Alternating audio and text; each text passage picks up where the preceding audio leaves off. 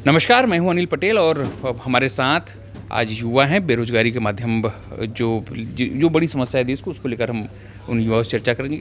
अर्जुन भाई, खास करके बेरोजगारी को लेकर एक बड़ा आंदोलन तैयार करने की बात हो रही है। अलग अलग सरकारें कहती हैं कि हमने युवाओं को रोजगार दिया है, हमारा नंबर 1 स्टेट है। गुजरात में भी आने वाले दिनों में इलेक्शन है।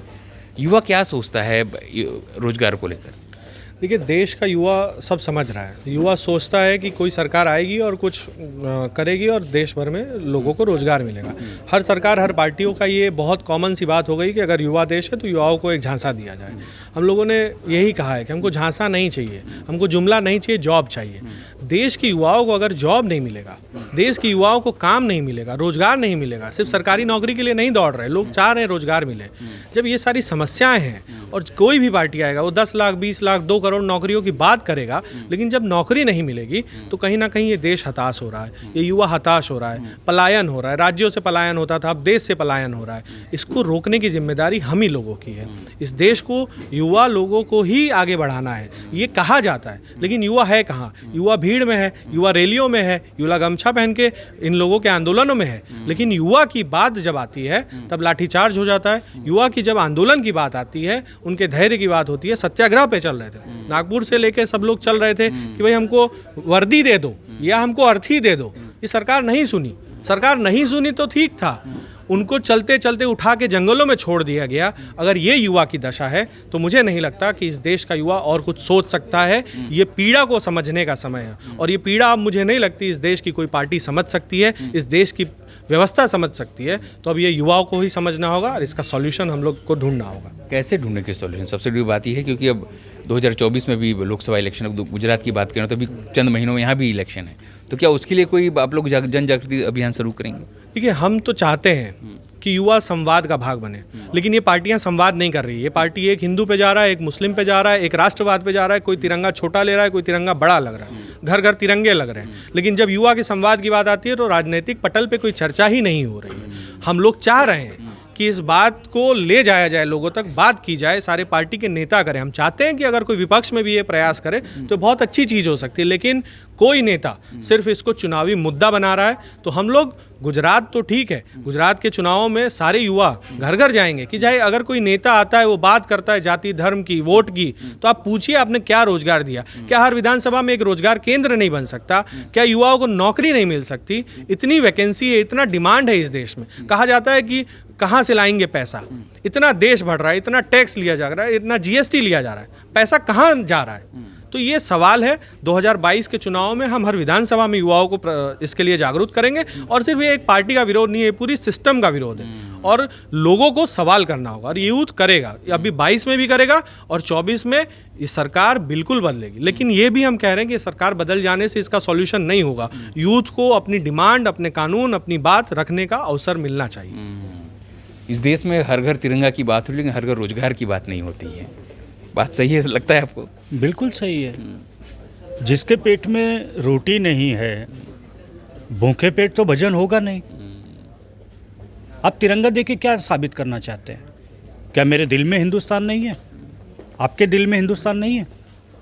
बात तिरंगे की नहीं है। तिरंगा जान से ज़्यादा प्यारा है, हर हिंदुस्तानी को प्यारा है। वो चाहे हिंदू हो, मुसलमान हो, सिख हो, ईसाई हो, कोई भी हो, जैन धर्म हो, बुद्ध धर्म हो, सभी धर्म को तिरंगा प्यारा है जो इस धरती पे जन्मा है। लेकिन तिरंगा देने से पेट की आग नहीं बुझेगी, बच्चों का शिक्षण नहीं होगा। आज 10-20 हज़ार कमाना बड़ी बात नहीं है। मैं दूसरे एंगल पे बात करूंगा कि 10-20 हज़ार कमाना बड़ी बात नहीं है, लेकिन उसके सामने खर्चा 40 हज़ार हो गया, उसका क्या? खर्चा जो है वो 40 हज़ार हो गया, तो 20 हज़ार कमा के कौन सा ताजमहल बना रहे हैं लोग? अगर उनकी ज़रूरत 40 हज़ार की है तो बाजार, मार्केट, नौकरी, जॉब उस तरह का हो ना कि उनको उनकी ज़रूरतें पूरी हों। जब आधी ज़रूरतें पूरी होंगी तो आधी के लिए कहाँ जाएंगे? लोन लेंगे, EMI लेंगे, और फिर क्या? डिफ़ॉल्टर की लिस्ट निकालो। हिंदुस्तान में 25% तो ऐसे हैं जो इनकम टैक्स के स्लैब के नीचे आते हैं, वो डिफ़ॉल्टर हैं। 900 करोड़, 9,000 करोड़, 10,000 करोड़ लोग लेके चले जाते हैं, 10,000 लाख करोड़ लोग लेके चले जाते हैं। सरकार को कोई फ़र्क नहीं पड़ता। लेकिन अगर आपका 10,000 रुपये का EMI बाकी है तो आप डिफ़ॉल्टर हैं, आप चोर हैं, गद्दार हैं, आप देशद्रोह हैं। तो ये जो देशद्रोह की भावना है और ये जो देशद्रोह का मतलब डेफिनेशन है, यही आज के युवा को समझाना है। अपना हक मांगने के लिए अगर आपको सवाल करना पड़े तो सवाल करो। अगर सवाल नहीं करोगे जवाब कभी नहीं मिलेगा। घर बैठे जवाब नहीं मिलेगा, सवाल करो। और जिस दिन युवा सवाल करना शुरू कर देगा, आपने एक सवाल पूछा कि सरकार हमारी बात क्यों मानेगी। सरकार हमारी बात नहीं मानेगी, सरकार हमारी बात नहीं मानेगी, युवाओं की मानेगी। हम जागृति ला रहे हैं युवाओं में। आज हमारे साथ 200 है, 500 है, 10,000 है, 20,000 है। जिस दिन 20 करोड़ हो गए, 40 करोड़ हो गए, उस दिन मानेगी कि नहीं मानेगी। तो हम आज भी कहते हैं कि सरकार हमारी बात माने चाहे ना माने, हम 50-100 करोड़ युवा जो भी हैं, अपने 60-65 हज़ार करोड़ युवा हैं, उनको खड़ा करेंगे ना, उनसे कहेंगे, उनको सवाल पूछना सिखाएंगे। सबसे पहला हमारा मुद्दा ये है, हम युवाओं को सवाल पूछना सिखाएंगे। जिस दिन युवा हमारी बात समझ के सवाल पूछना सीख गया, हमारा काम खत्म। फिर सरकार उनकी सुनेगी, हमारी माने चाहे ना माने। सही बात। अब हमारे साथ दूसरे भी सज्जन हैं, क्या सोचते हैं? क्योंकि देखिए अलग अलग पार्टियां होती हैं, या गुजरात से लेकर केंद्र तक बात करें तो एक ही पार्टी की सरकार है।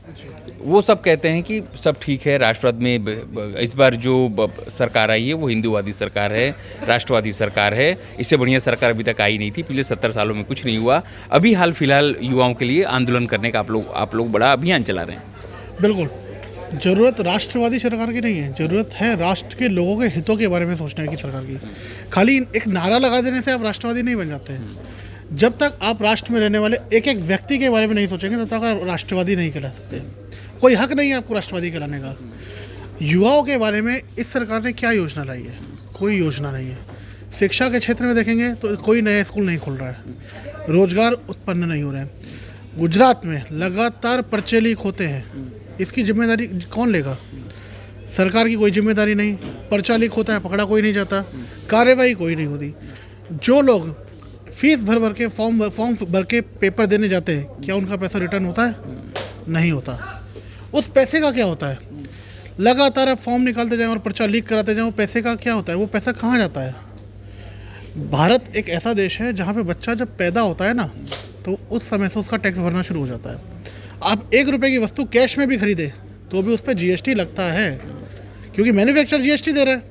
तो जब GST उस पर लगता है तो भारत में रहने वाले 140 करोड़ लोग टैक्स भरते हैं, टैक्स पेयर्स हैं। तो उनके टैक्स के पैसे का सही इस्तेमाल क्यों नहीं हो रहा है? दूसरी बात, भारत की 65% आबादी, मतलब लगभग 85 से 90 करोड़ लोग युवा हैं। ना तो पॉलिटिक्स में हैं, ना ही कहीं अच्छी जगह नौकरियां कर रहे हैं। जब तक 85 से 90 करोड़ युवा एक नहीं होगा, क्योंकि देखिए ये इतनी बड़ी भीड़ है, जिस दिन एक हो गई अच्छी से अच्छी सरकारें गिर जाएंगी। जो कहते थे ना, रावण का घमंड नहीं टिका, तो किसी भी सरकार का घमंड कहाँ टिकेगा? एकता में बल है। युवाओं को एक होना होगा, अपनी आवाज़ बुलंद करनी होगी। और कोई भी सरकार हो, किसी भी पॉलिटिकल पार्टी की सरकार हो, उसके खिलाफ अगर वो आपके खिलाफ काम कर रही है, आपको रोजगार नहीं दे रही है, तो आपको एक होकर अपनी लड़ाई लड़नी पड़ेगी। युवा हल्ला बोल एक मंच है, आपको एक प्लेटफॉर्म प्रोवाइड करा रहा है, जहाँ पे आप एक होइए, आप अपनी बातें रखिए और इस अभियान को आगे बढ़ाइए। क्योंकि जब एक जगह समूह चलेगा तो सरकारें अपने आप झुकेंगी और उन्हें युवाओं की बातें माननी ही पड़ेगी। इसके अलावा उनके पास कोई ऑप्शन नहीं बचता है। जिस हिसाब से यहाँ पर युवा इकट्ठा हुए हैं, जिस हिसाब से युवा हल्ला बोल की टीम एक माहौल जो बनाने का प्रयत्न कर रही है, युवाओं को एक मंच पर लाने का प्रयत्न कर रही हैं, मात्र और मात्र रोजगारी उनका मुद्दा होगा और आगामी दिनों में एक बड़ा आंदोलन होगा। अगर सरकार उनकी बातें नहीं मानती तो स्वाभाविक है वो व्यवस्था भी बदलाव की बात फिलहाल तो कर रहे हैं। सहयोगी देवेंद्र बारोट के साथ अनिल पटेल, पंचायत टीवी, अहमदाबाद।